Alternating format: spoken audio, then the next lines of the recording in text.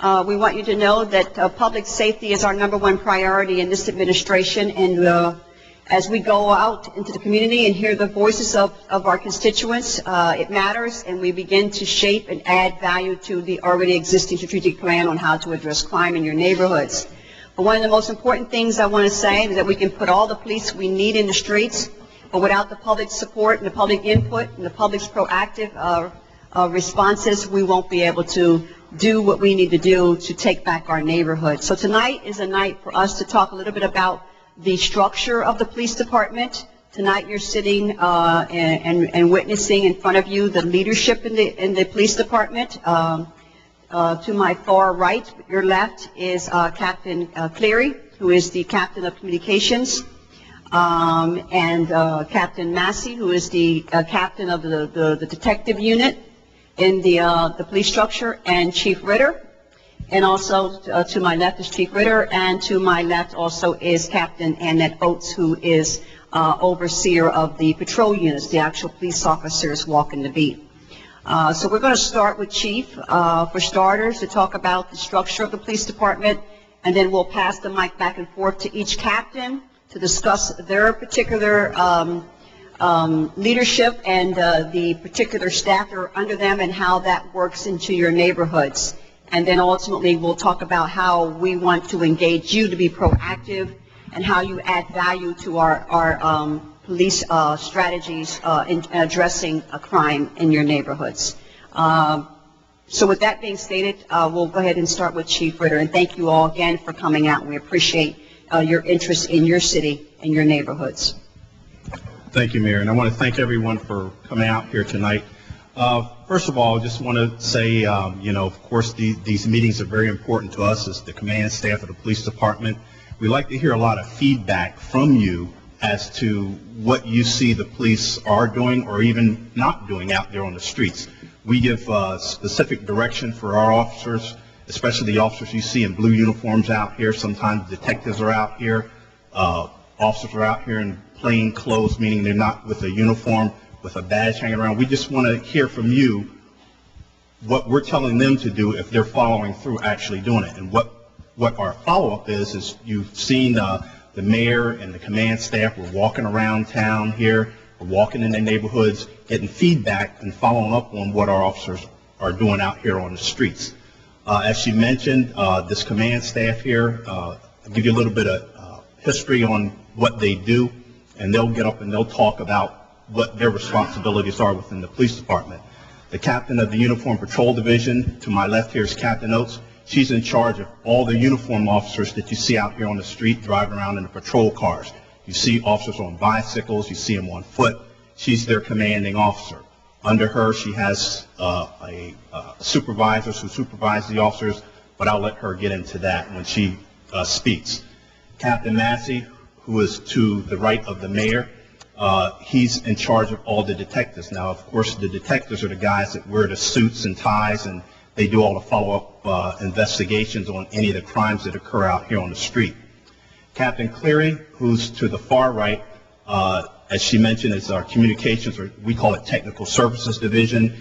He's the guy that makes sure that everything that we do out there, we're able to do. He makes sure that we have the proper equipment, meaning cars to drive around, bicycles to ride, uniforms to wear, guns to have out there, everything that the police need, computers, radio communications, all of that support information, or actually support stuff. Captain Cleary is the person responsible for that. So with that being said, I'll let Captain Oates, who is the captain of the Uniform Patrol Division, give you a little bit of insight on what she does and why she does it. Captain Oates.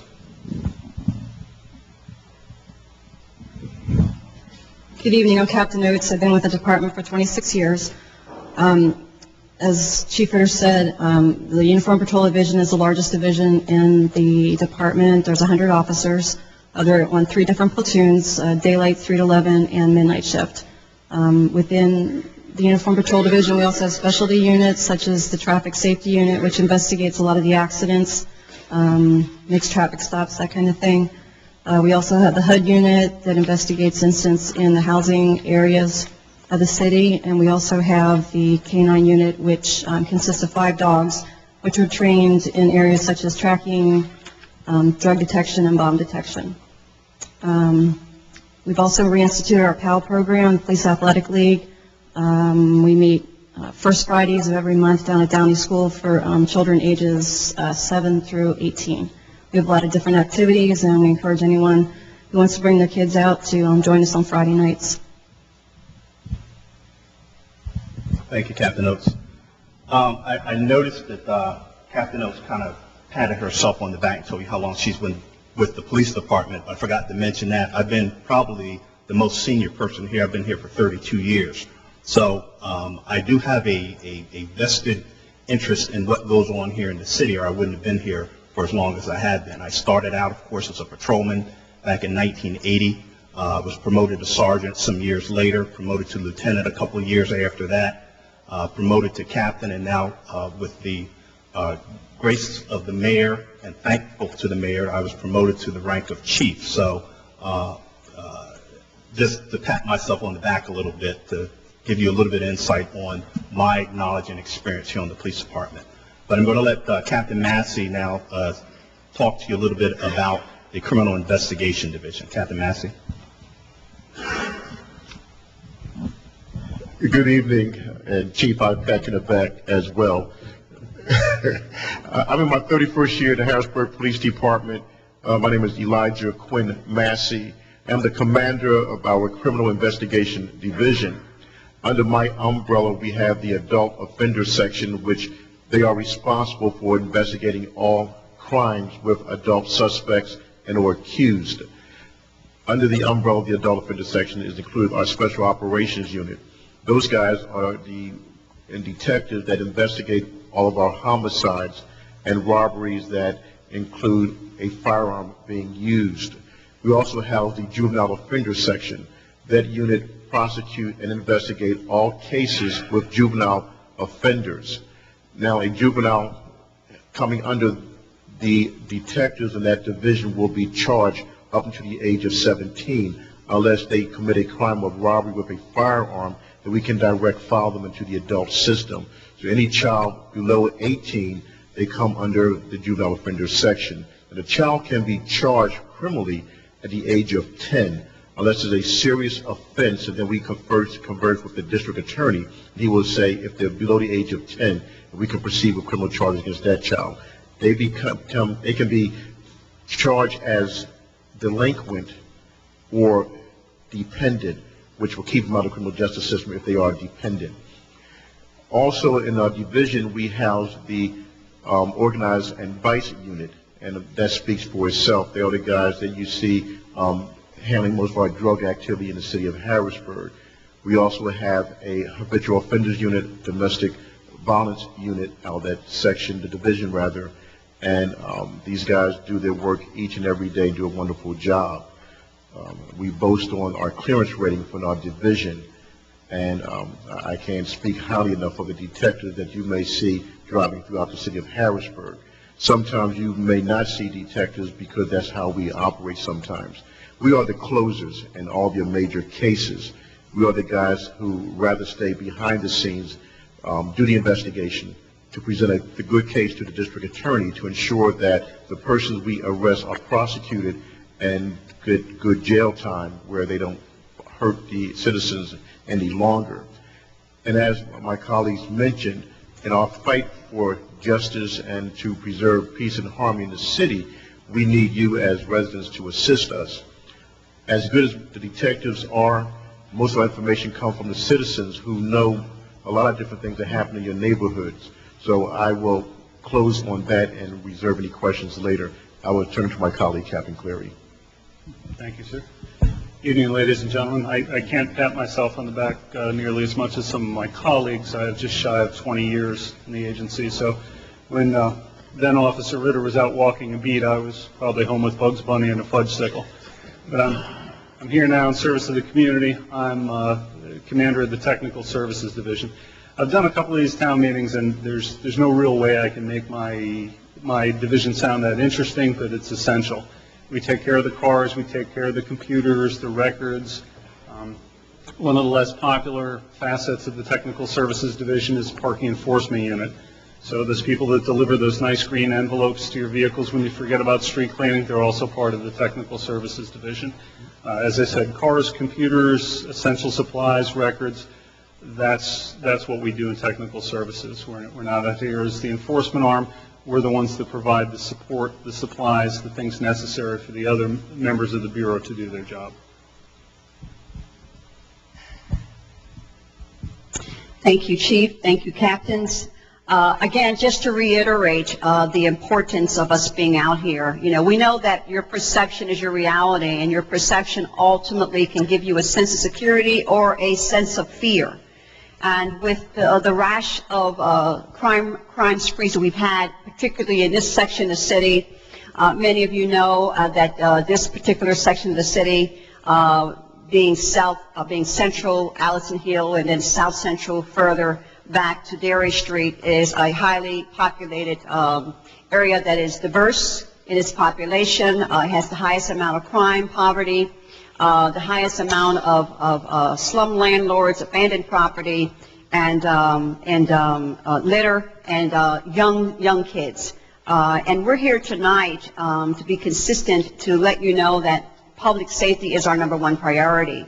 I just want to go down the list of some of the things that I've initiated as the mayor with the support and the leadership of the police department to make sure you know that we are committed to public safety. It is our #1 commitment in this administration. We want to give you a sense of security, and at the same time to come out tonight to empower you with the necessary tools that we believe that you can take on as residents to be a part of taking back your neighborhood. When I first became the mayor, one of the first things I did was put the cops back on the street, walking the beat. Many of us for years have been subjected to having cops patrol your areas, and we still have that too. But our cops are now out of their cars. And if I hear tonight that you have yet to see a police officer walk in these streets, then we need to look to Captain Oates to find out what's going on as to why you're not seeing police officers walk in the streets, because that is a part of a permanent policy that I put in place when I first became the mayor. As we continue to come out to these town hall meetings, I say the goal is to empower you with what's happening with the knowledge that you need to tell you what's happening in your neighborhood about crime, and equally important to empower you about how you can become proactive in working with the police department to help get the bad guy out of your neighborhood. In addition, some of the initiatives we put in place, we always have had a bicycle patrol unit. I now have a bike, and I go out with the bicycle patrol units, because I want you to understand that the mayor is just that committed. And when you see the mayor out on the bike riding, it's another way of giving you a chance to interact with the mayor, and also our bicycle patrol units let you know that we're here to protect and serve, and we're not afraid to ride the streets in your neighborhood. And it gives you a chance to develop relationships with our police officers, to build a trust level, so that you have the opportunity to contact him, and you feel more safe in dispersing information about crime and perpetrators who are committing these crimes in your neighborhood. There's a disconnect with the police and the citizens, and a lot of that has to be eradicated. And one of the ways we feel we can eradicate that is by having our cops walk the streets, connecting with you, and riding the bikes as well, and the mayor reinforcing the commitment to public safety, and at the same time allowing you to have that transition of building relationships with your police officers, and are not just out, you know, with the badges and the guns, but they're really there to help build relationships so that you can better feel comfortable in giving them information of the things you know and see in your neighborhoods. We also have a mobile command unit, and that's a big unit that looks like a trailer. We haven't had it functional in a year now because it's a bad generator. And we have commitments of funding now to get a new generator in there, and you'll see that mobile command unit out in your neighborhoods as well. That's almost like a little mini office, police office, where our cops can move that mobile unit around. It's there to deter crime, and it's also there to allow the police officers to do intelligence gathering. Cameras are in there, and all other types of gadgets that Captain Cleary talked about. It's his responsibility, making sure that our cops are armed with the necessary equipment in order to combat crime. So you'll see that in your units as well. We usually, like I said, move it from neighborhood to neighborhood, depending on the the crime sprees we have. So that's another strategy we use to rid your neighborhoods of those perpetrators that come and take stock and house themselves on your corners and your back alleys to do their illegal activity. We have also implemented a citizens patrol training course where we come out, if there's a group of neighbors who want to be proactive and want us to give them the tools and the techniques to identify perpetrators, how to alarm the community and mobilize each other to be watchdogs, if you will, for your neighborhood to deter a perpetrator. And Captain Oates will come out and do the training. We have a couple of these organizations that are set up in other sections of the city where neighbors are pretty much saying that we want to take our neighborhoods back and we want to be proactive. So Captain Oates will talk more about that with you, about how you can get involved with getting the training. She'll come out to your neighborhoods, come out to this church, and train people. Reverend Page, if you have residents that want to come here and get the training, we'll come out here and give you the training. And she'll talk more about what goes on into that training and how you can get involved. It works in other neighborhoods, and I don't want you to be fearful in your neighborhoods. You have more power than you realize, and when perpetrators know that you're intimidated and you're fearful and that you continue to just turn the blind eye, then they're going to continue to bombard your neighborhoods and take stock and be the bully in the neighborhood, and you want to reverse that. And this is why we want to provide you with the kind of training you need to take back your neighborhoods. Some of the other initiatives we're adding to our public safety strategy is we met with District Attorney Ed Marsico and Commissioner Jeff Haste and got commitments from them for funding. Cameras are going to be installed in various sections of the city. We won't be identifying where because we don't want the perpetrators to know where those cameras are so they can move away from the cameras and do their crime.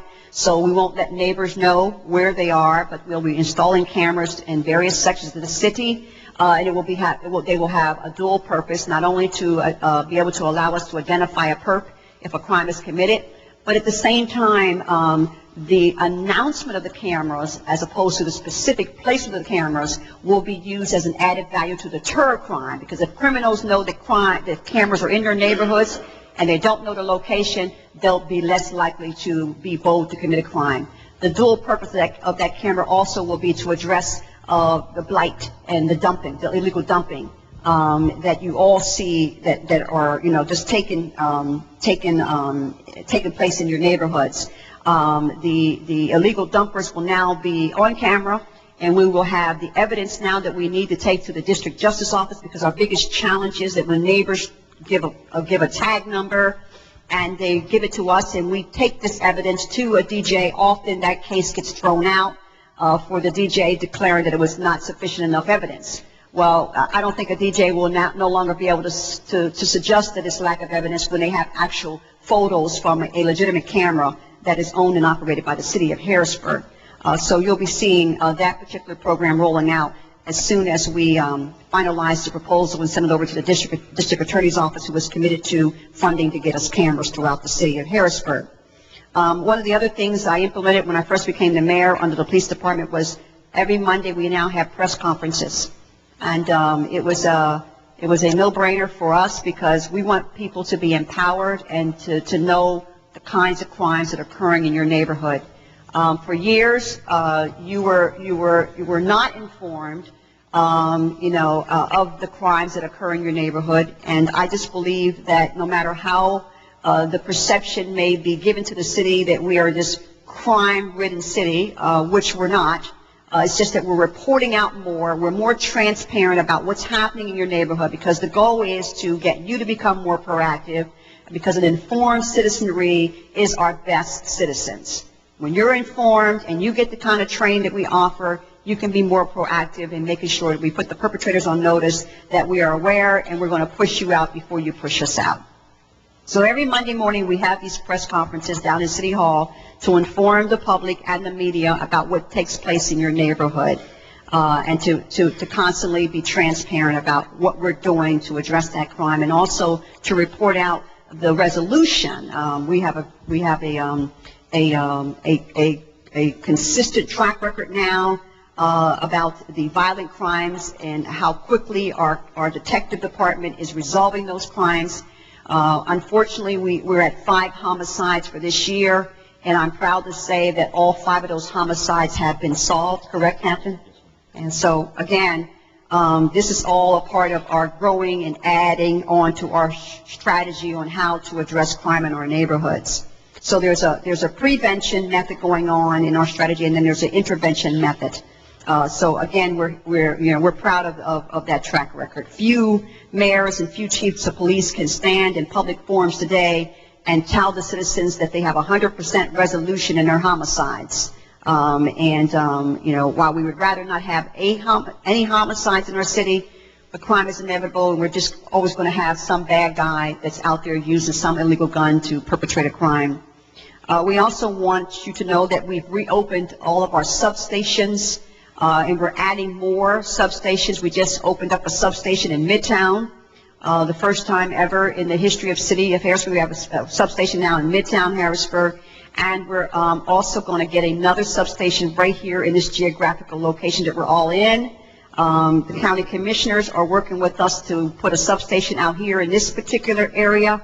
We'll hear more about that once we get the building acquired and all of the equipment in there. We'll be having a press conference with the county commissioners notifying you that a substation will be in this section of town as well. As I said to you, we can hire all the police that our money could possibly buy us. But unless we have a proactive strategy, we're not going to put a dent in our crime. I'm also proud to say that we have committed. I put in the 2012 budget to hire 8 more police officers. We are now recruiting for those police officers, and we are looking forward to getting them the training they need so that they can be on the streets by 2013.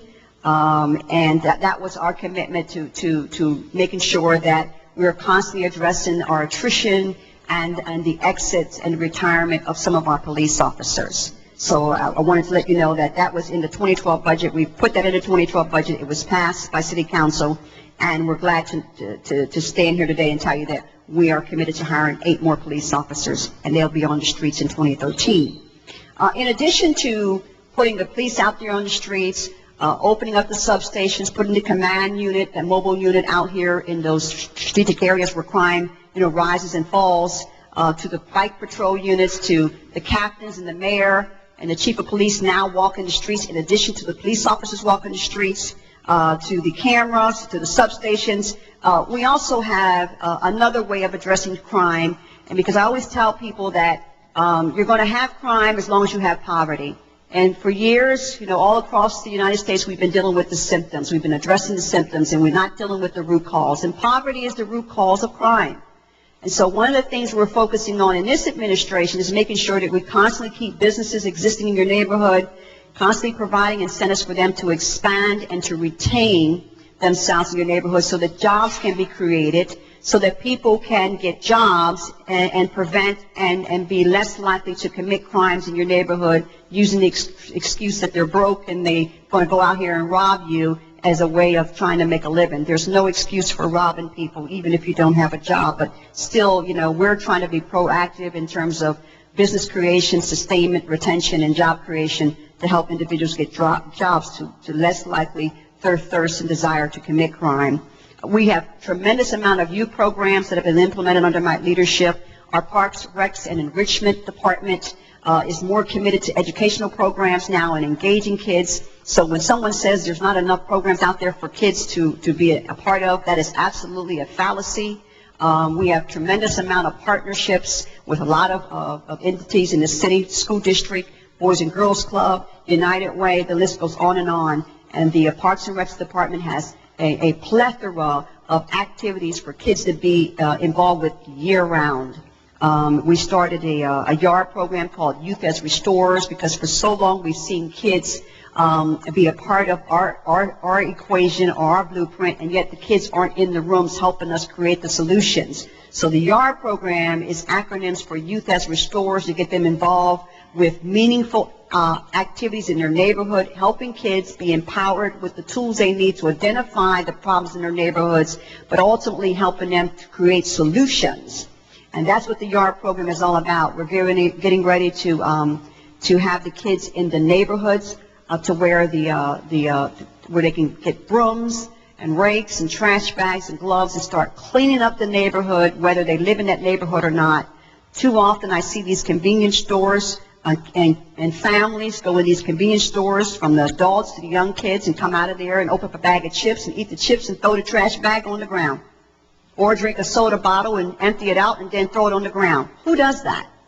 So a lot of this is about human behavior and educating people that, it's just uncommon for you to come out of a convenience store and eat your popcorn or your bag of chips and then throw that bag of chip empty bag on the ground. So again, we're going to get the kids involved with trash bags and rakes and brooms and have them sweep, the sidewalks down and use the trash receptacles and pay them a stipend. This is what the yard program is all about, getting kids to be proactive and get involved with being conscious about litter and the destruction that litter has in a neighborhood. We're also working, as Captain Oates said, we reinstituted the PAL program. PAL program hadn't been in the city for over 30 to 40 years. We now have that program up and running, and the police department runs that program, and we're looking for mentors and volunteers and also sponsors to keep that program running. And they work in tandem with our Parks, Recs, and Enrichment program. We also have an initiative we're working on now dealing with blight and abandoned properties. We have been flushing this program out. It's called the Right Site, Right Blight program, and we're going to be engaging the public into that, identifying these blighted properties, citing them, and then getting you to be involved with that particular program as well. We need more people to adopt these vacant lots. We were very active in getting people to adopt vacant lots and plant gardens on those lots, getting kids involved. We have an agriculture program run now by an organization called Ngazi, who teaches kids about agriculture and how to grow vegetables and then take those vegetables and then resell them.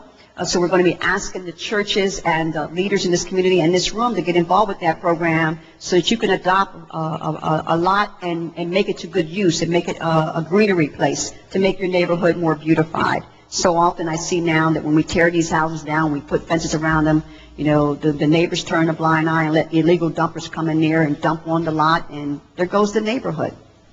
So again, those are the list of initiatives I just went down to talk about how we're dealing with crime and how we're addressing crime and the elements that perpetuate and breed crime other than just someone coming out and robbing individuals. So with that being stated, we'll open the floor up now for questions from the public.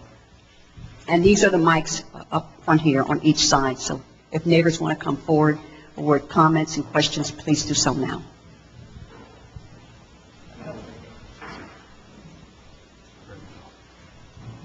How you doing? My name's Marcel Davis Miller. I live right here in the community. I was raised in this community on Zarka Street. I've seen this community go down a lot. I do have one concerns that from 13th Street to 17th Street and across, that there's the lighting system out here is really, really terrible. In some areas that you go by, you have to actually be half afraid to walk by. I have seen a couple weeks after March 11th, after Atlas Simpson was murdered out here, the mayor and a couple of officers was up here, and now it's like it faded out. I don't see them as much walking around up here. Just today, a little girl which just ran over on 17th and Chestnut. She's in Hershey Hospital. It's a touch and go. She don't remember nothing. She's about 6 years old. I also feel that we need more crossing guards on that particular corner. It's a blind corner. You can't really tell if there's a car come out. Some of these corners got trees and bushes, which is blocking drivers' eyesight to see around. They have to pull out further, and it's a danger to our children that's going to school and stuff. I mean, and with them zooming up the street, there's no way that you can catch them if you're not in the area and you see them. I was just wondering if there's any way, like you guys put the emergency things for the fire trucks and that you push a button and it turns on the lights red or whatever it is, so they can go through safety.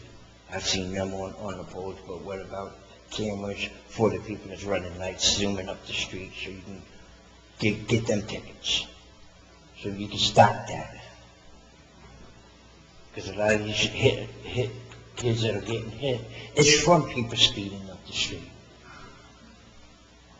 My children are coming home in another 2 months.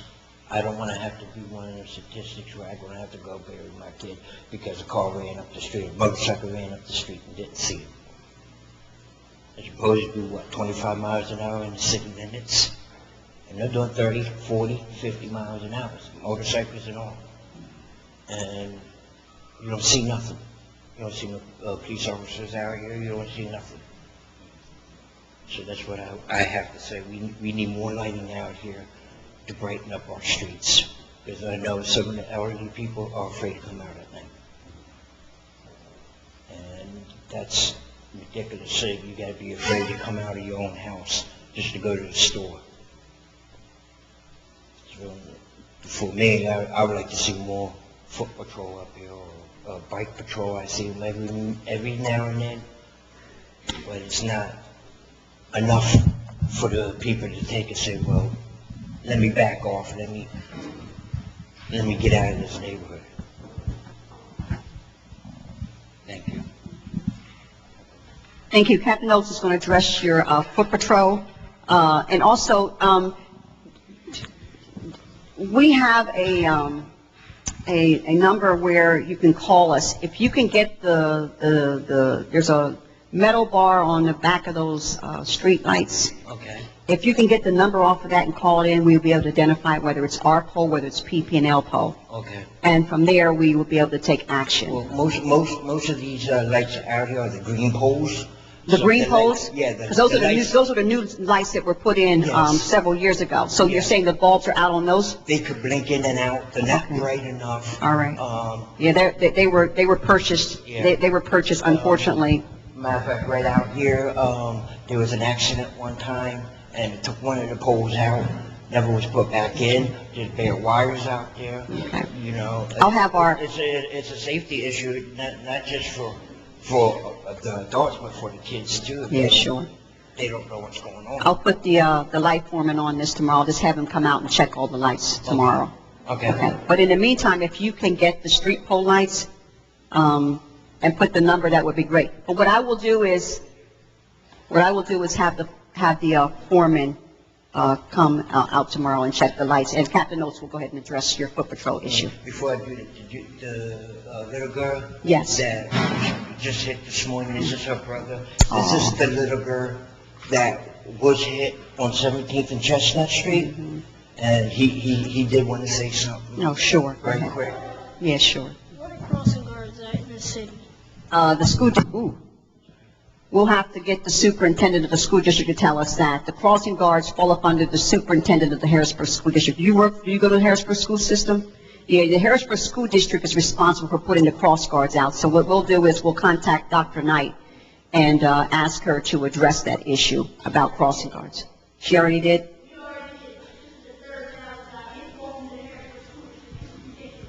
Yeah, well, we need to, maybe,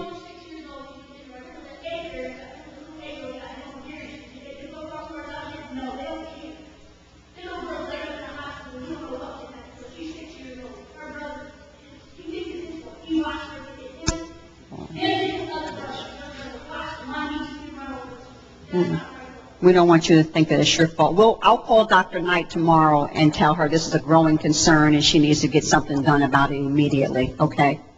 All right. You're welcome. Thank you very much. Got the notes? As far as the speeding up Market Street, we'll have traffic safety go out there and do speeding details to deter that. And as far as the walking, the officers are out there every shift walking, and it's documented in the computers. So they are out there. You may not see them, but they are out there.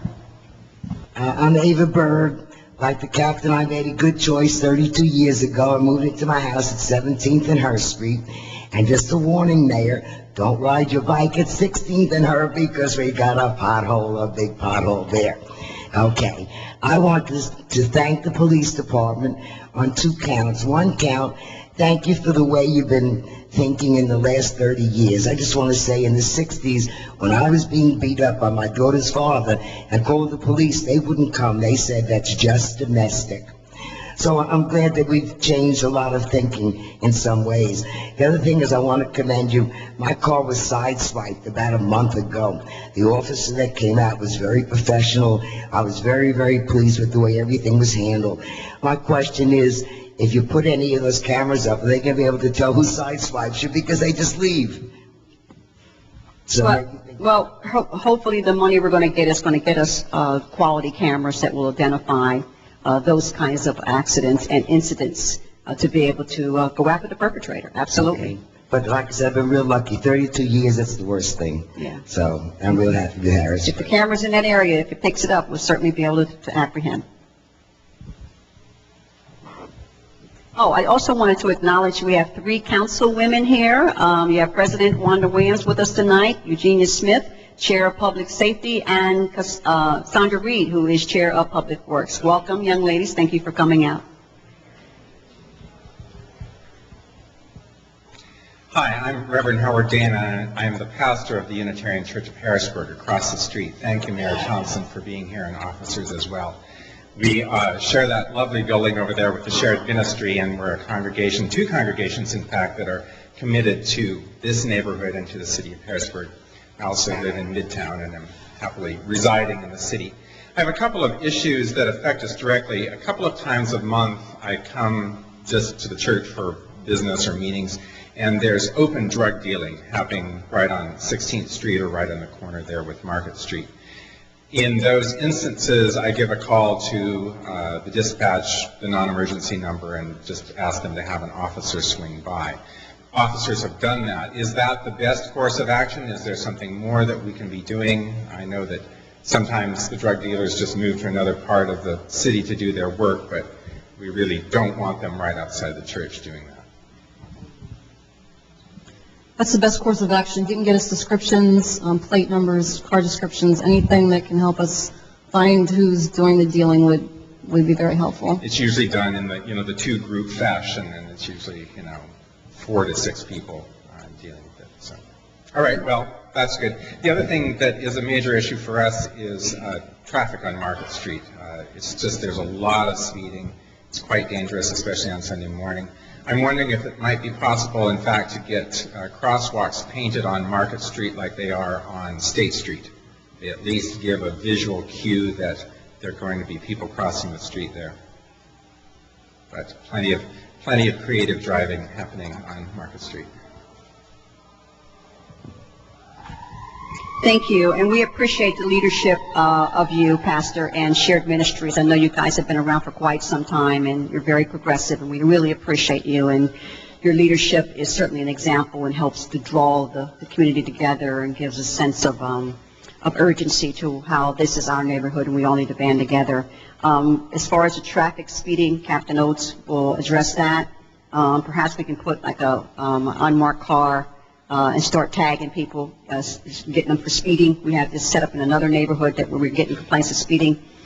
She's actually put up what we call speed traps, where we put unmarked cars somewhere hidden, and once we start giving out tickets, the message will go through that neighborhood and send a message. As far as the crosswalks, we'll get the Public Works Director to put this on the must-do list, to come out and do the survey and see strategically where those crosswalks could be, and that certainly would be an added value to deterring speeders. But again, I think putting that trap up certainly hurt people in their purse strings to get them to understand that there's speed limits in these neighborhoods. And for us, part of the deal is our parking lot is across Market Street from the church. So. Yeah. And you may not know, we're in an interesting position in that we're a church that has two church buildings, one out in Swatara Township, and we have just come into the city. We are a historically suburban, historically white congregation that has decided that we are going to not run away from the city, but we are in fact going to invest in the city.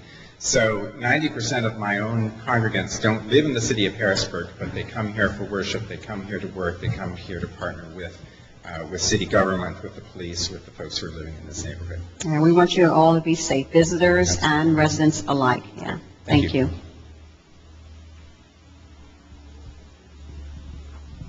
Good evening. My name is Reverend Norma Kenley Barber, and I work at the after-school program at Downey School. I work from 3 to 6.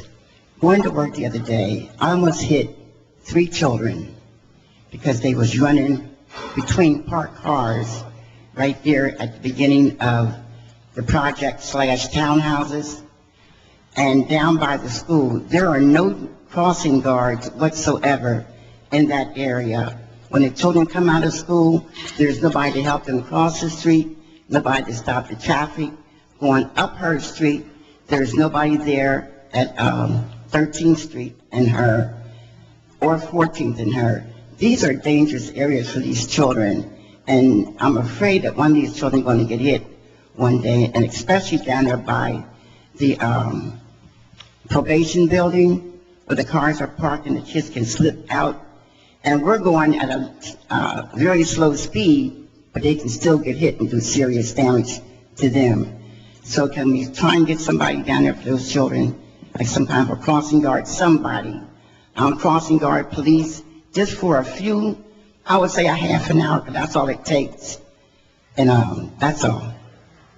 We'll reach out to Dr. Knight, superintendent, crossing guards are under the jurisdiction of the school district. We'll try to talk to her tomorrow about the urgency of this and see if she can get, this organized with the school district. I certainly would just encourage the residents here. This is about the second complaint we've heard tonight about crossing guards, which is the school districts. We want to be proactive and help the superintendent. So is there any way any parents in here could volunteer their time? Because those crossing guards, the school district, some of them are volunteers. So if you guys can get together in the neighborhood and determine if you can put together a group of people who will rotate and be crossing guards for the school district, that would help the school district out. But I will notify Superintendent Dr. Knight to see if she can come to a remedy on this. Looking on the school district website today, there is application for crossing guards. You guys need to go in there and fill it out. That is the jurisdiction of the school district. If there is a website, and you guys need to go in there and fill it out. And then, like I said, I will call Dr. Knight and press upon her that this is a prevalent issue at our town hall meetings, and see how, we can try to, help her move that process along. Okay. But again, it's all about volunteers and helping to rotate your schedules out to see if you can, this is our community, and the police can't do it all, the school district can't do it all. We've got to get parents involved and community residents involved to help out. If there's some kind of way, perhaps Dr. Knight can organize how to get crossing guards trained to be volunteers. Believe me, it's about the safety of the kids, and if we all pull together, we probably would minimize and eliminate the kids getting hit by cars. Okay. My next one is addressed to the chief of police. You want to head that up? No, ma'am. But I'll help. All righty, I'll let Dr. Knight know. To the chief of police, I'm not being smart, but some of your police officers need to go back to school for people skills. I left out of here the other night. Something was going on 17th Street. They had blocked 17th and Market off. And the gentleman, his vehicle was 222. He was a Caucasian gentleman, bald head. And when I asked him, when he blocked it off, I said, well, what are we supposed to do? Help us get to the right side, because I was going to make that left to go down 17th Street. And he just said, oh, just go around. Well, traffic was coming. and he didn't leave no assistance. He didn't give us no assistance whatsoever. And that was a safety issue to me. So I wish you would please address that to that gentleman. Okay, thank you. That's what I like to hear. I stress on all my officers as far as being courtesy to the public. I don't tolerate any of these, what would you call it, like public abuse. Officers under my command, and of course Captain Oates, who this officer comes under command, that'll be addressed immediately. By you giving us a car number and a date, that gives us a target as to who that is and, you know, when it happens. So we will address that as soon as we leave here. Thank you. Thank you. I also want you to know that we had a series of training classes. We hired a professional to come in, and we staged these training classes. They were publicized. The Patriot News ran the times and dates where it was about how to build effective relationships with the police and the citizens. And they had a chance to let residents come in and express stuff like this so the cops can hear it. And then we had the cops express to the citizens what they encounter, verbal abuse from the citizens. And ultimately the goal was to get both of them to hear each other and begin to carry out the proactive solutions to how we all communicate with one another. We'll continue to have these classes. And I think that's something that you might want to get involved with as well. But we are very proactive in addressing this issue about how our police officers speak to citizens, no matter whether they are caught in the act of committing a crime or not. They're still human beings. And there's a zero tolerance for verbal abuse. And I know that the citizens have got to do a better job too, because I've heard some of the stuff that people have said to cops, but we are the bigger people. We have to lead the example. So whether we are verbally abused or not, we still have to set a tone, and that's why we started those training classes. So we'll continue to try to improve on our relations with the citizens. It matters to us. It matters. Okay? Thank you all for coming out. My name is Ann Van Dyke. I'm from the shared ministry across the street.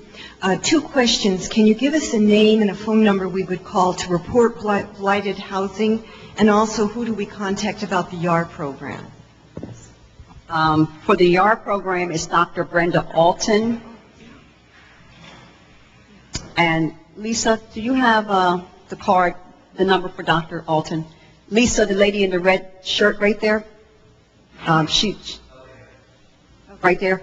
Okay. She'll give you Dr. Alton's number. She is the director of Parks, Recs, and Enrichment for the YAR program. Okay. And for the blighted property, it would be Dave Patton, Patton. He's the director of codes. He's the enforcer of blighted property. Okay. Thank you. Yeah, absolutely.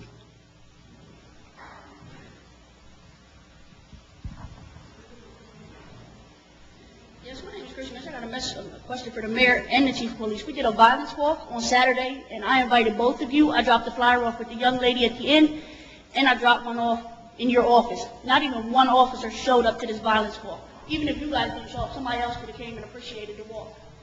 We try to be everywhere, and not often can we be everywhere. My schedule is booked out 3 months in advance, and all the time I try to respond to community events. So if there's any other events that you want me to attend, if you can try to get me the notice in advance. If you were having the event on Saturday and you dropped it off on Friday, yeah. Again, if my calendar is booked, I can't get you in. But if you reach out to my staff and there's a spot, then we'll try to get there. We're committed. As far as the chief, I'm not sure how I'm we not handle sure that. exactly. I had not received that. And you said it's what type of a walk? Okay.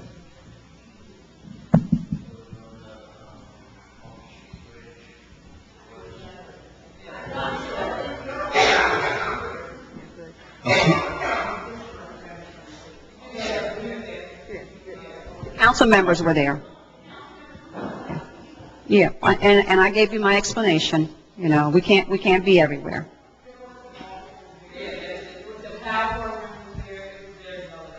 Yeah. So we have police officers there. We have representation. So we'll continue to try to support as much as we can, okay? We want you to know we care. Thank you. Thank you for that clarity, Councilwomen. Mayor, I just want to, before I leave here this evening, and you know how our schedules can be, one of the things that I was just thinking of as we were sitting here is we have several young people that are on probation. And they're always looking for community service things to do. And maybe you can coordinate something with the county commissioners and the probation officers, maybe come up with some type of training program and get those young people who need community service on probation to act as crossing guards and help out with the kids during the day. I know the older kids get out of school. You have a captive audience. These are kids who have to complete community service hours, and we can utilize them to look out for our younger kids in our community, give them a sense of giving something back. So that might be something you might want to think of. Yeah. And I think it's something that we could, probably get the county to buy into. Right. Because certainly it's a structured, something structured that they can do and give back to their own communities. Because I know I see plenty of them out in stores, cleaning up in stores and things like that, and cleaning woods. They can look out for our younger children in this community. That's a good idea. And again, what we'll do is the county commissioners are on board. They help us do all of our cleaning projects with the individuals who are on parole. We'll try to pull the superintendent in it because that's governed under the school district. So we'll try to reach out to her and then the county and see how we can coordinate. That's a good idea. Yeah, we have a captive audience. They have to do the Absolutely. community service. Yeah, So. thank you. Good idea. Hi. Hi. Ed Smith here. If you wouldn't mind if I could sit down, I pulled a muscle in my Go back. right ahead. You can pull the mic off. But this afternoon, there was actually a gathering at the adopt-a-lot that the Unitarian Church has adopted. And it was a number of people that do gardening, and Chris Fagley, who's with the Community Action Commission. They were talking about doing a neighborhood cleanup with dumpsters, and I believe there's work release folks that come on Monday and Tuesday, every Monday and Tuesday. Maybe they could join with the larger group if they need to be supervised or anything like that, but work together that way throughout central Allison Hill. Yeah, they're working with the city. We're involved with that whole project for the cleanup. And I just want to remind the community that last year we brought 35 congregations from around the region into our city. And myself and my staff were out there every Saturday in our sneakers, our jeans, our baseball caps, literally cleaning up alleys. I went back out again, and I'm devastated that those alleys are back to where they were, and it's absolutely horrifying. We've got to have a sense of, you're not going to do this in my neighborhood. We have to. That's why I'm putting the cameras in. We're going to be very aggressive about enforcing this illegal dumping, and to the point where we're going to be arresting people. Because our city is a beautiful place, and I am absolutely livid with these illegal dumpers. I mean, 35 congregations came out every Saturday for 6 months and cleaned up this Allison Hill section. And the sad part about it is, I had residents that sat on their porch and literally watched us.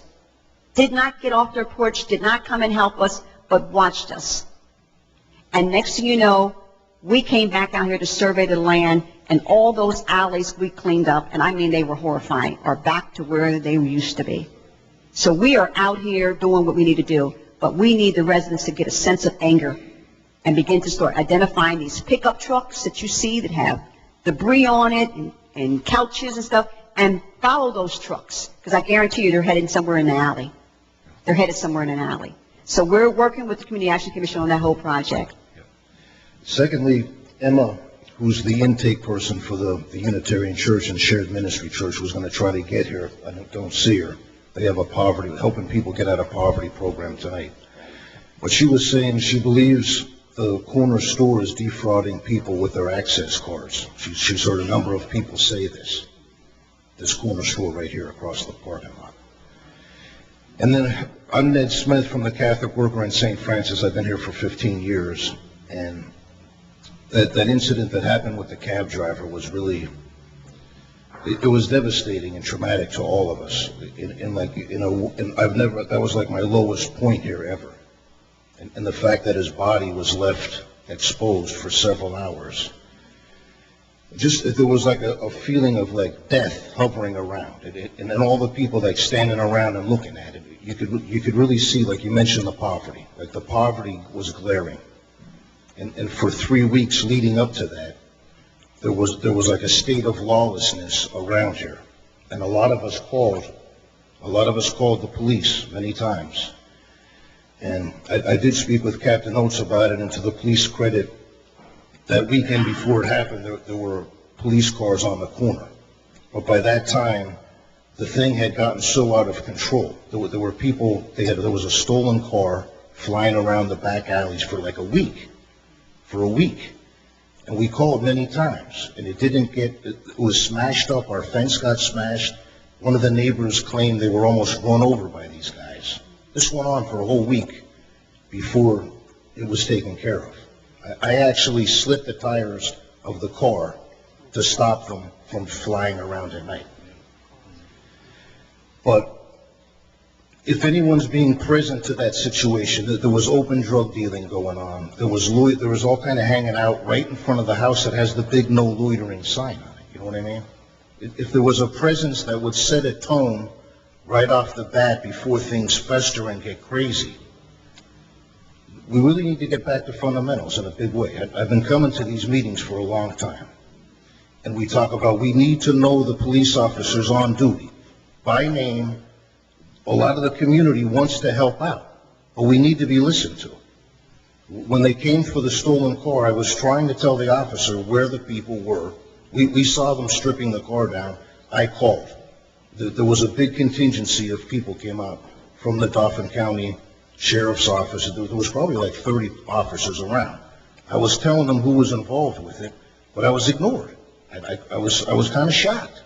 And then later that day, kids at 1456, where a lot of this stuff was stemming from, and where a lot of people were brought out after the murder of Mr. Simpson, they told me, "Oh, you're working for the cops, you're a narc."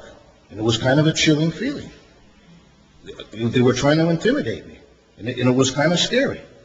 But the whole atmosphere, people were afraid to walk up and down the street, go into their apartments, because of the attitude of what was going on there. If the police are really present to that situation, that has to be engaged in, and it really wasn't engaged in properly. But I appreciate you guys coming out and listening to us. I understand the pressures that you're under. It's unbelievable that being shorthanded, all the financial things that have been saddled with us, and the state and these other banks and entities, that they're not interested in the city. They're interested in their financial interests, and we suffer badly. There was a thing on Frontline last night about Wall Street and how they were betting the economy like a racehorse kind of a thing. And $11 trillion was stolen out of the economy, and all these jobs, and all our communities are suffering. And it was swindlers that did it. And a lot of them are still in charge. And a lot of them are still in the state, in the county, and they're not interested in us at all or safety. It's still money, and it's ugly. But I think we all need to be talking about it and not play their game either. Thank you. Thank you. To hear that you guys had identified a stolen car in our neighborhood and you called 5 times and there was a non-response is unacceptable. It is just absolutely unacceptable. And I don't come out to these hearings just to hear you. It is to hear you and put in corrective action. And I know that the chief, without knowing who you called or who you talked to, but I'm going to send a loud message tonight. If in fact you were calling and there is a non-response, then you have the right to call the mayor's office. And people do. People call my office. And when they call my office, he gets the call, he gets summons to my office, and it is, get it done now. Or Captain Oates gets called to my office. Or Captain Cleary gets, Captain Massey, get it done now. Because public safety is one of my #1 priorities. I just gave you a laundry list of things that I did as the mayor to work with the police department to become proactive and put in initiatives. And I'm not stopping. I'm not stopping. We want our neighborhoods to be safe. But we're out here pushing back and challenging the residents, too, to get involved. So don't wait to make a phone call 5 times. Stop it and go to leadership. Stop it and go to leadership. I'm going to make sure the chief gives you his number, Captain Oates gives you his number, Captain Massey gives you his number, and you already have my number. Don't tolerate it. Go to leadership. And if leadership fails, then you can become outraged. You have my commitment. When we came out here for, and I want to put some clarification, when we came out here, when that murder occurred with the taxi cab drivers, the residents told us about that house, and we responded instantly, and we got that resident out of this neighborhood. But the residents got involved with us. They went over to the DJ's office, Marsha Stewart, and they were very proactive because we encouraged you guys to go over there, because sometimes these DJs, some of them, now Marsha is pretty progressive, but some of these DJs continue to give petty fines and put them back out in the streets. But we asked you guys to be relentless in going over there and defending our position, and that was get them out of the neighborhood. So we need more proactiveness from the neighbors as well. All right? If you could challenge the public to really be more involved, I think they need to be challenged. Yeah. Yeah. Well, we're out here tonight, and we're going to continue to do all we can do to continue to challenge the residents. Thank you. Chief, do you want to address that issue about the car being stolen and 5 calls? Yeah, just to add on to what the mayor's saying, we'll look into that as far as like calling in there and 5 times or so, no response. But what I'd like to at least say to those of you who live here in these neighborhoods, even though, you know, you hear us up here saying that you need to get involved, but what we mean by getting involved is not meaning to go out there and physically challenge someone or put yourself in danger or put yourself in harm's way.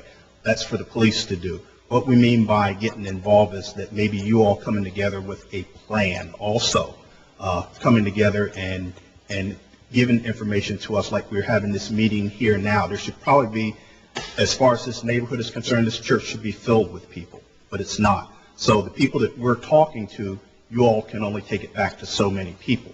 So then the next person will come up and say, well, the police never did X, Y, and Z. So if we don't know what's going on, then, you know, that's why we need you. But I'm going to let Captain Oates talk a little bit about the training that she provided to a group in the Midtown that was very, very beneficial, and it deals with like walking in the neighborhoods. When you walk in groups, you know, that's safety in numbers. So she'll talk a little bit about that, of how that's working in the Midtown.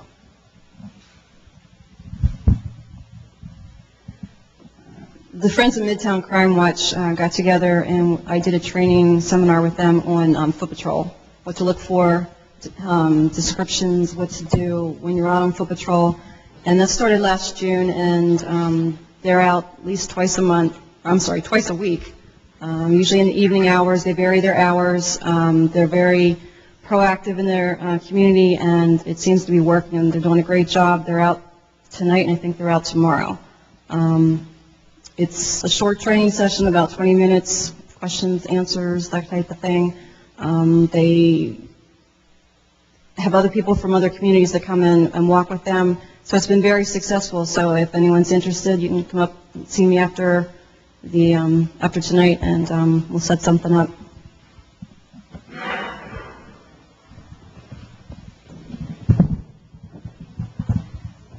Hello, Mayor. I got 2 questions I want to ask you. My son just got killed February 14th, 27th and Green. And I was just wondering, the lieutenant said that some cases been already taken care of. I was just wondering why that nobody has got caught yet. They killed my son. The investigation involving your son is progressing very well. Some cases we can close out sooner than others, but don't think that they're put in the back burner and they're forgotten. I can't go into the details of the investigation right now, but I assure you we are seeing some light at the end of that rainbow.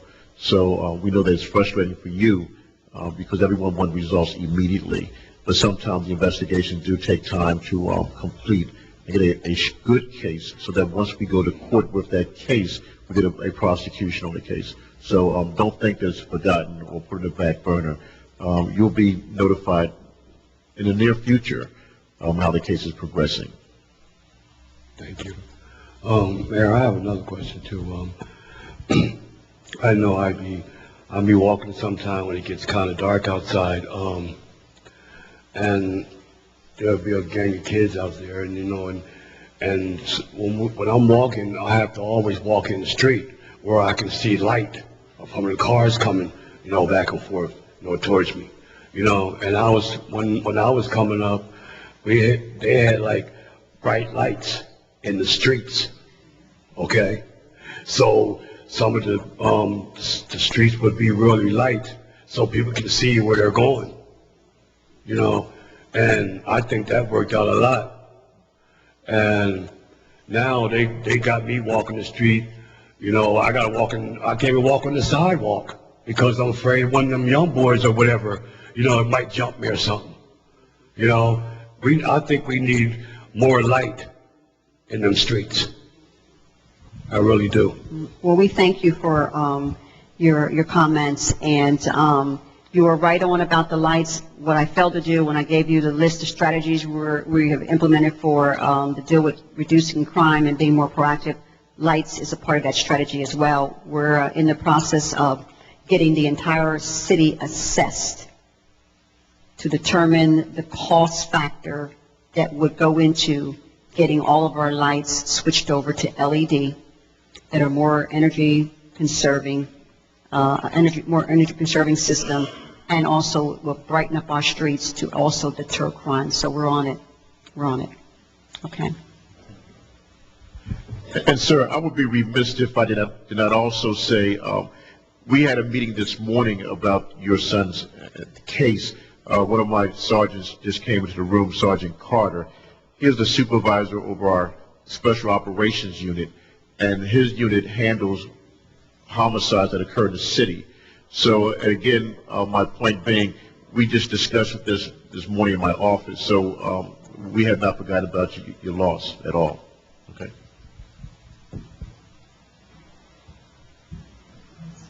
Hi, my name is Latoya. I live up near the Bellevue area, near Bellevue Park. I have two concerns. My first concern is I have 3 small children who love to go to the playground. And about a month ago, we were up at Reservoir Park, and usually 3 days out of the week, me and my oldest son, my smaller children, we walk, what is the top? I don't know what they call it. And flat top. And while we were up there behind the one statue, there were some teenagers having sex. So I fussed and yelled, and I even called the police. Nobody came. I hung around for like an hour, and nobody showed up. My concern with that is there needs to be like more patrol in that area, because that's something that my kids didn't need to see. And I mean, it was out in the open. And my next issue is the park that's close to our house. I want to say it's Brookwood. I don't know the name of it.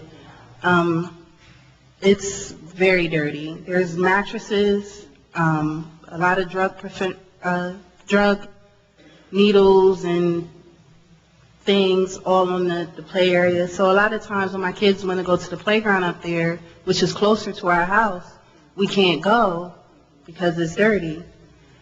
And then my next issue is parking. Most of the people that live in our area is handicapped, so I have to park behind my house. Now luckily I have a driveway, like a drive port behind my house, but a lot of the times I get trapped in. When I call the cops, they don't come.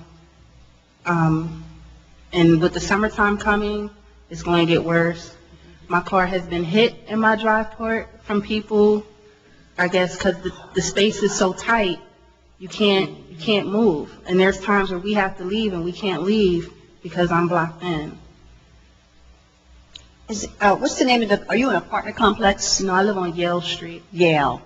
Or Hale? Hale Street. Y-A-L-E. Oh, Y-A-L-E. We'll have to There's even times where my trash doesn't even get picked up because the trash people have to honk the horn early in the morning, and the cars are blocking it in, and they can't move. We're going to try to find a solution for that. Yeah, because that's unacceptable. Our trash trucks can't get in there, and the cars are blocking. We do have a private company, Don's Towing. I just got a response today about a handicap spot where people are parking in the handicap spot, so we got to figure out how Don's towing can be activated to just get the cars towed. You know, people don't want to abide by the parking rules, then they just need to get the cars towed, and then they'll learn a lesson that way. So Chief will talk to you about that, about how we can activate Don's towing to get the cars towed when they're doing those types of illegal parking. As far as the Brookwood, is that Brookwood Street that you're talking about? In terms of the Playground. I'm talking about where the illegal dumping is, the mattresses. The playground. It's a playground. They're dumping on the playground? Yeah, the mattress is right on top of the Brookwood the playground. play set, Okay, I'll put this in the along park. with other things. And the Okay. kids, a lot of the older kids, there's been times when I went up there, like later, like after supper, I would try to take the kids up there and we wouldn't be able to stay because there's kids sitting there smoking weed, and so we would have to leave because I don't think my kids need to be exposed to that. I agree. So, What we're going to do is have Chief begin to just have a patrol car patrol that area, and then we'll have Public Works get out there and remove that illegal dumping, and we'll talk to Chief again about Don's towing and how they start getting those cars towed out of there, and see if the residents can call Don's and talk about illegal parking and get Don to start towing the cars. Then that way they won't be parking illegally. thank you. You're welcome. Thank you for coming out.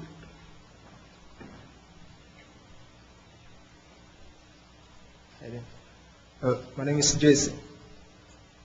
I have a concern with my neighborhood. My neighborhood is crying, but we believe that it has never been too late.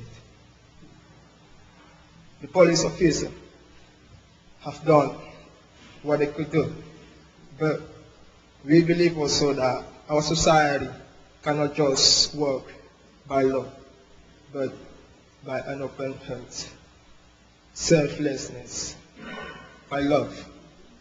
So we, with the churches, we try to be an example of what we believe could shape our neighborhood, could make it a better place for living. But it turns out that our action turns out as only one hand. So we need a second hand to be able to tie the bike.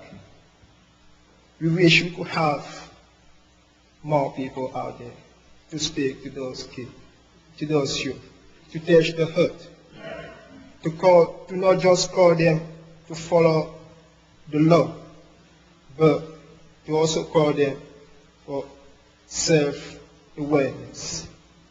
So we need people out there to touch my brother's hurt.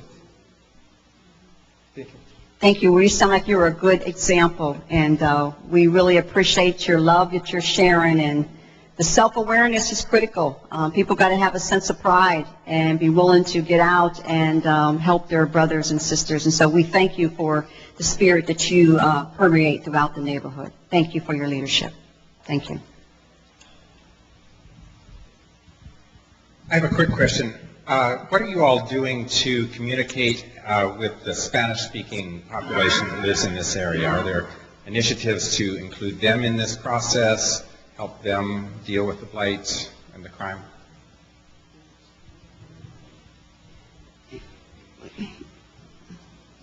That's an interesting question, because we don't isolate populations, and we don't single out populations and label them as the ones that's being the dumpers or anything. We do have a diverse police department, and if you're suggesting that we need to do something in terms of how do you get them to these kinds of meetings? Right, or have a special forum. I just know what a barrier language. Yeah, language. Yeah, we do have a diverse police department, and Chief can talk more about that. If I can add on to that, we do have there was a training program that was set up by an individual who came to the city, and as the mayor spoke earlier, the training deals with the police and the community.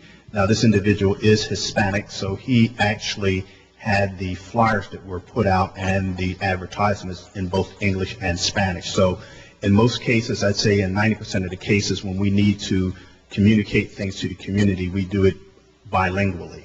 Now, of course, the community is growing into different, other than just English and Spanish. So we have to work on expanding our communication piece as far as it comes to the other languages of the individuals, different backgrounds of people that are in these neighborhoods that we have to communicate with them also.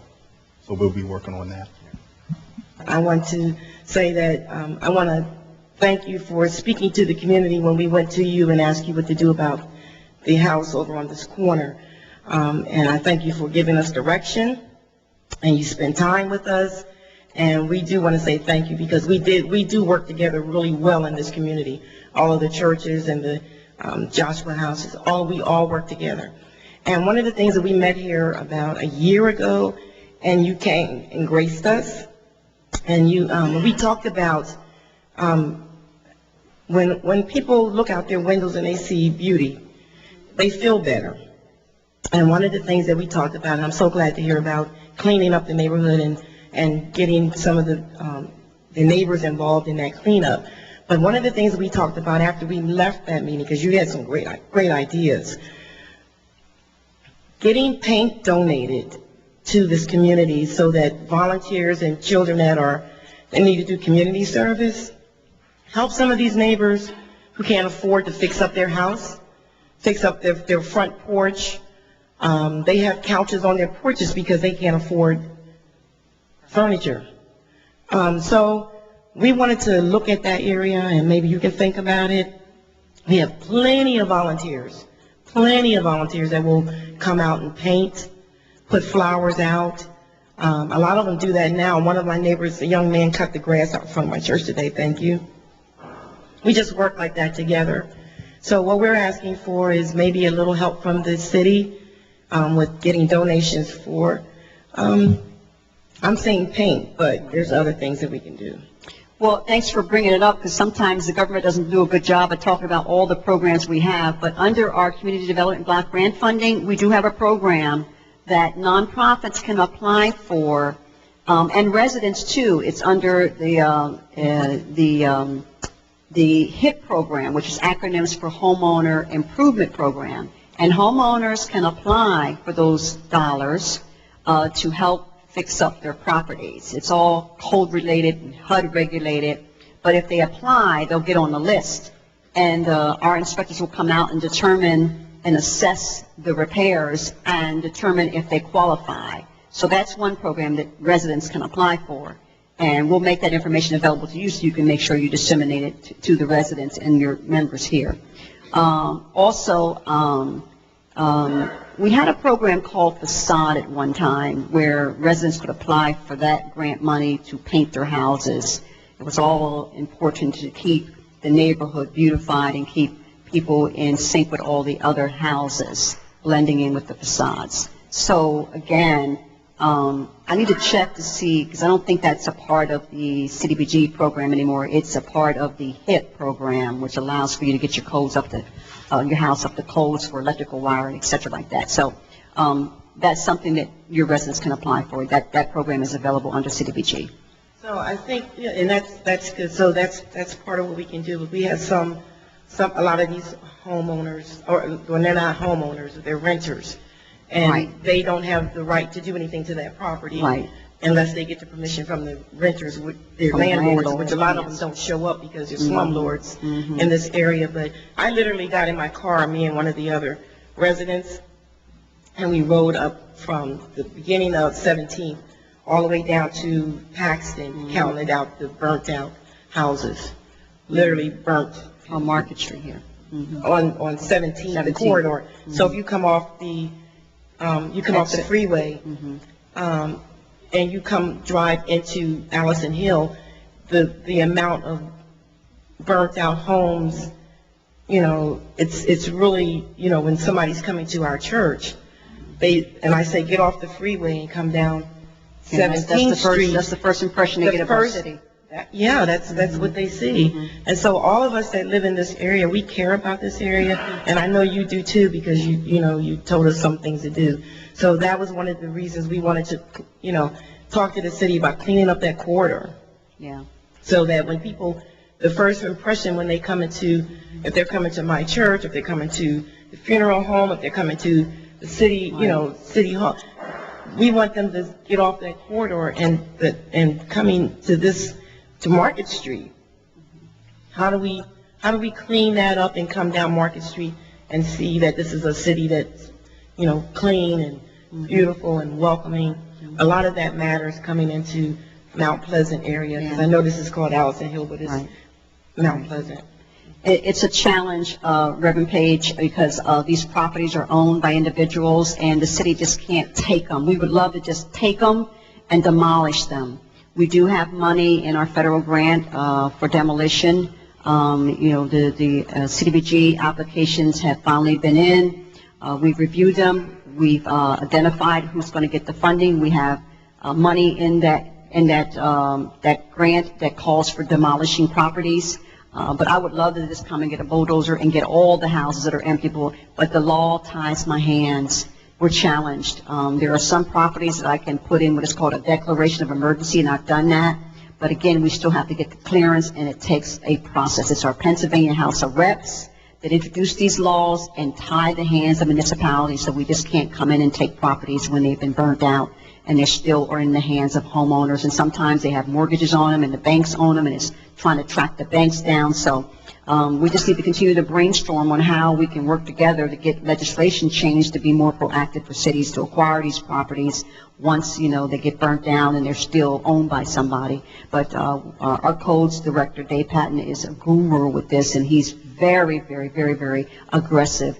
And he does it appropriately to try to get these properties back into our hands so we then have better control than to tear them down.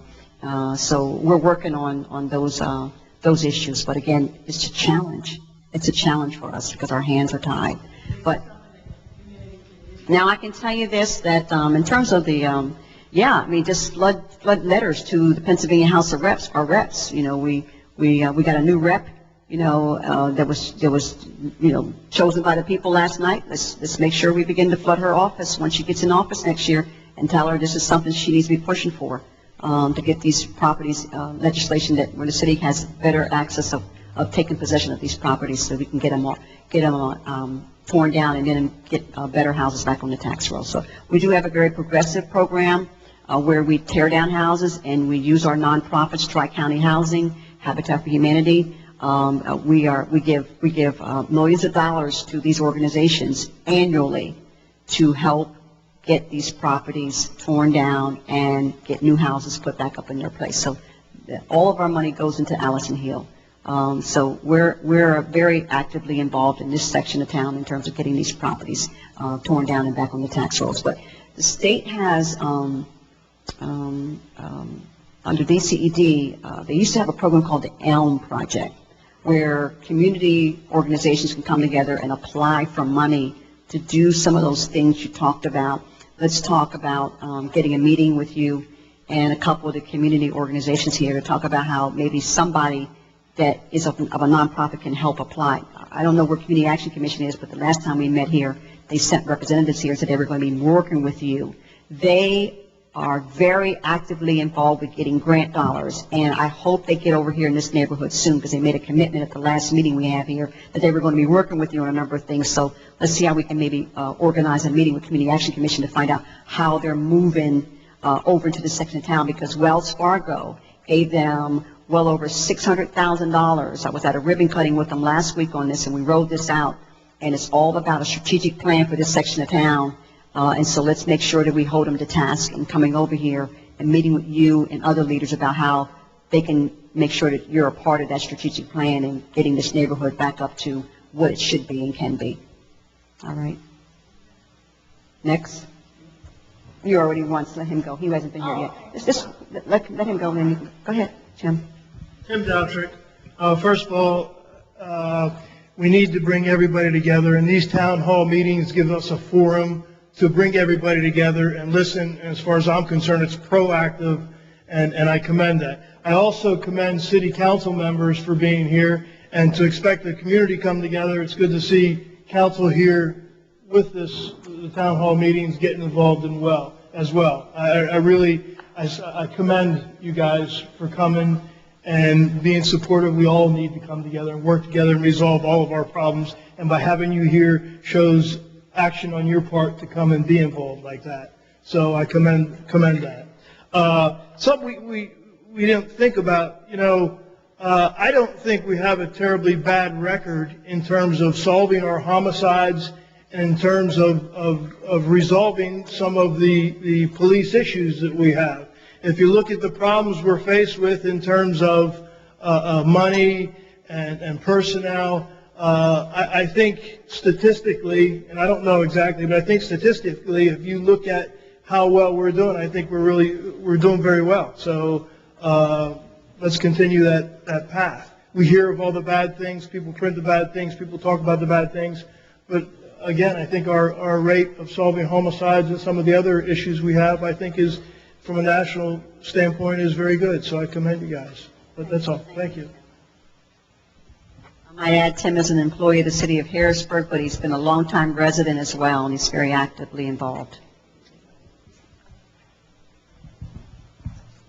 The homes that were burnt on 4th Street, the 5 children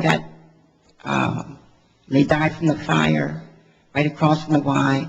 Those houses are still standing, but there's a safety issue because the roof is falling down, the debris is falling on the sidewalk, and you still have people that has grandchildren and children on that street. And summer's coming, and I'm afraid someone's going to get hurt. So is there something that we can do about that? Can we get that taken down? Again, as I heard you last time. Do you know what the properties, what street is this on again? I think Forster Street. Forster? Forster. F-O-S-T-E-R. Right off from the Y. Right off from Jefferson. Okay, I'll have codes go out and check and see if it's a matter of trying to get the owners to enforce it. But if there's something we can do in terms of eminent domain and declaration of emergency, and that there are some circumstances where the mayor does have the power to declare emergency, where it's life-threatening, we'll have Dave Patton go out tomorrow and check them out. If they meet the criteria for declaration of emergency, we'll put it on the emergency list and get them torn down. Usually what we do is we'll lien the property owner for whatever expense we incur. Thank you, ma'am. You're welcome. That's Forest Street. Forest, F-O-R-E-S-T. Is that right? Okay. F-O-R-E-S-t. Not Forester. She said Forest, F-O-R-E-S-T. Gotcha. Okay.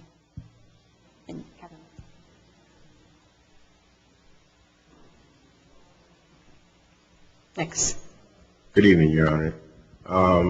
I have just 2 questions. I've been to a couple of these town hall meetings, but I've yet to see other organizations represented at these town hall meetings. And I guess the tail end part of the question that I'm asking is that what would an organization have to do to be added onto the calendar to speak at the town hall meeting? Discriminate. We make the meetings available publicly. We advertise in the press. We put it up on our website. So, it's just if they're reading the paper, if they're watching the news, if they're looking at our website, anyone can come. Well, I didn't hear about this. I just happened to be walking down the street. Wow. And I saw the news van and I saw your truck. Mm-hmm. And You have an email? Ma'am? You have an email address? I sure do. Why don't you give it to my staff and we'll put you on, we'll just send you out an email. Okay. Yeah, but our best way of notifying the community is by sending out press releases, and we constantly send out press releases for our town hall meetings. And the media has been doing a pretty good job at covering and notifying the public. So this has been on the books for quite some time. We organized this with Reverend Page. So we've had a series of town hall meetings all throughout the city. Okay. I usually watch the news pretty regularly, and this is the first I've heard about this one. But Wow. The second question I wanted to ask is, what is the city doing about drug awareness for the kids in school? Well, we don't have any staffers that go into the school and teach drug awareness. We tend to let the school district provide those types of programs. We have a lot of after-school programs in the school district, from bullying to self-esteem to leadership to health and wellness. That's something that we can explore, but there are nonprofits that the school district does work with that goes in there and teaches kids about drug awareness. I do know that. What organizations are doing it, I don't know. I know the state police at one time was going into school districts and teaching about all the paraphernalia, all the different types of drugs that kids are using. Whether the school district is still having that program, I don't know. But again, you know, it's a matter of going to the school board meetings and asking the school board elected officials what their programs are around drug and education. Thank you. Yeah, okay. Yes, Ms.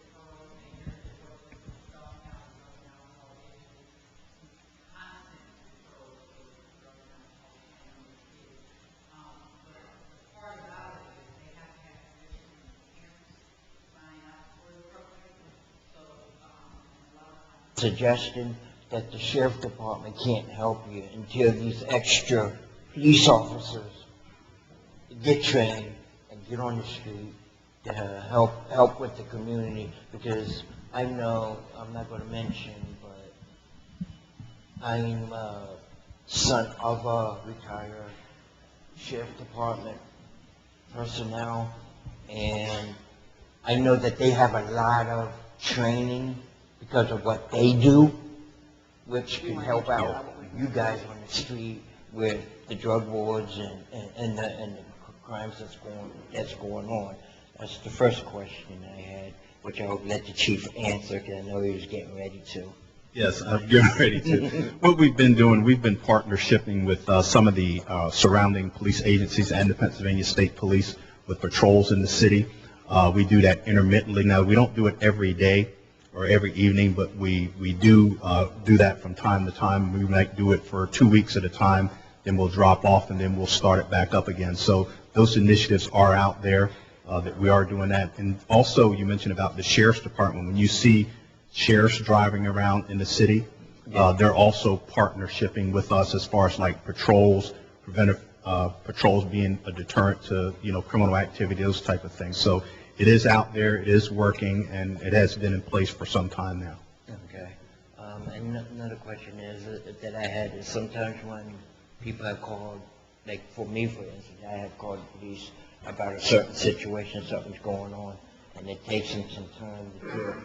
Or 911 operator would tell me, well, we got to take what's more important first.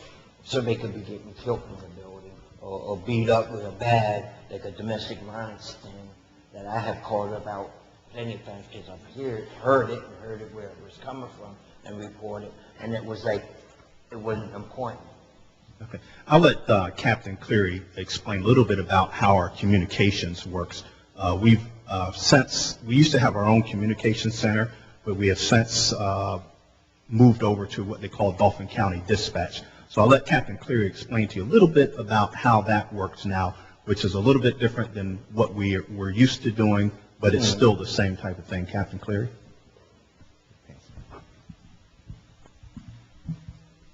Our officers are now dispatched by Dolphin County Control. It's the same thing that every other police agency in the county has. Sorry, is that better? Okay. Dolphin County Control dispatches for all the police agencies in Dolphin County right now. Their system is a little more structured than the Harrisburg system was. They use a different protocol, so they ask a lot of questions. They ask for some very specific information. I know some people get frustrated by the amount of questions that they ask. What they're trying to do is they're trying to gather information, and just because the person is still on the phone with you doesn't mean that an officer isn't being dispatched. They'll continue to ask you questions. They'll continue to update the computer screen that they have, and all that information will be sent out to whatever officer is dispatched.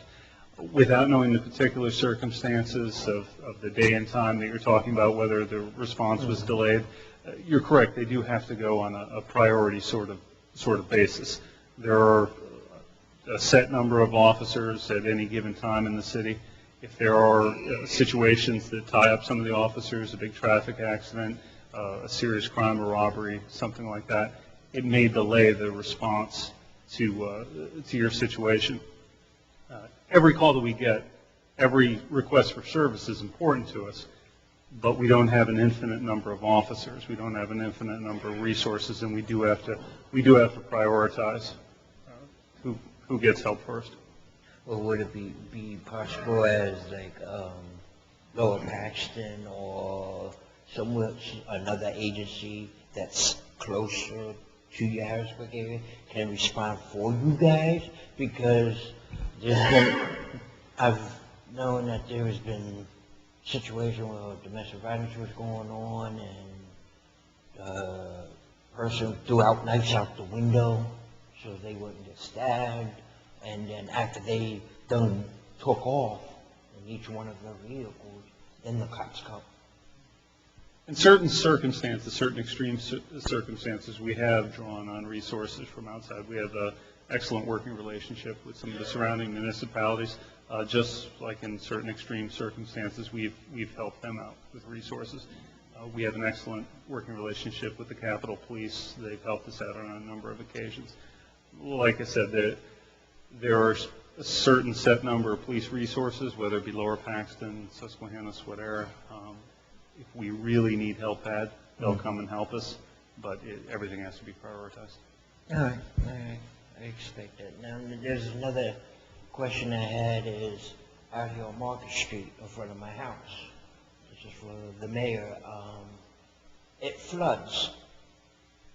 It floods to a point where there's cars up off the street and it floats. So you can actually push it and it will spin around like this in the water.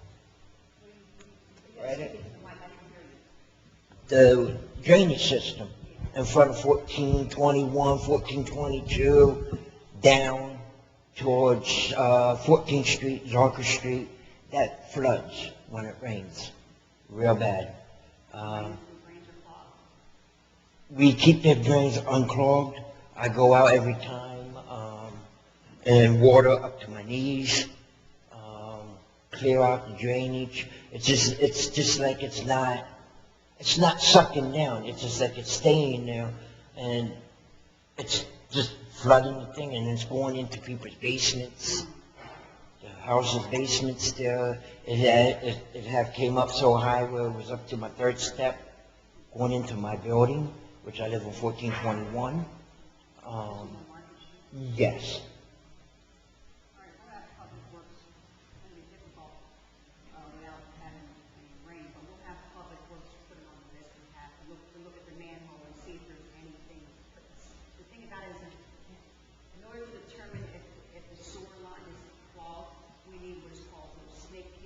Mm-hmm. We don't have one, and they're very expensive to get. So we'll see what kind of remedy we can explore to determine if those underground sewers are clogged. Well, I know there's 1, 2, 3, 4, like right next to each other. It's like no further than me and this gentleman is. So I think that a lot of times it might be an air bubble in there, not letting it go down the right way or something. But I just figured that needs to be addressed because it's going to destroy people's buildings. And another thing is, in a lot of these buildings, the minister of the church was saying about the fired out building, the ones that are condemned, a lot of times they're not. I know that they don't take much to get a building out of condemnation. Is there any way that there can be a program for people on low income to help try to rebuild them, get them at a cheap price and rebuild them for themselves to help build up the community, give a person more of a responsibility of, how would you say it? Self-worth. Mm-hmm. Yeah. Become a stakeholder. Yeah. Habitat for Humanity does a great job at a program like that. And I think probably what we need to do is get Habitat for Humanity to come out and have a town hall meeting to talk to you about how, something like that could be offered to this section of the city. But Habitat for Humanity allows for low-income individuals. You have to have a job.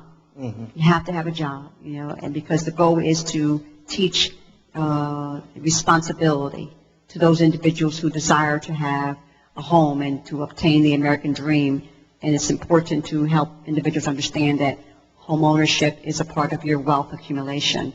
It also stabilizes families, particularly gets kids into a stable environment and allows them to sleep well at night and be able to do well in school the next day if their housing status is stable. So Habitat for Humanity is very instrumental in helping the city get low-income families to be a part of taking a building or a house that they got from us, and they gut it out, and they have the families be a part of building the house. It's a requirement. It's called sweat equity, and that family has to do so many hours and to help build that house.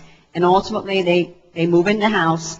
They pay a small stipend in rent, and they're able to own that house eventually. So Habitat for Humanity has a program just like that. So Okay, you said you have to have a job, but what if somebody's retired or can't work no more because, for instance, for me, I was a 9/11. I have an injury in my back, so I can't really work and do all that.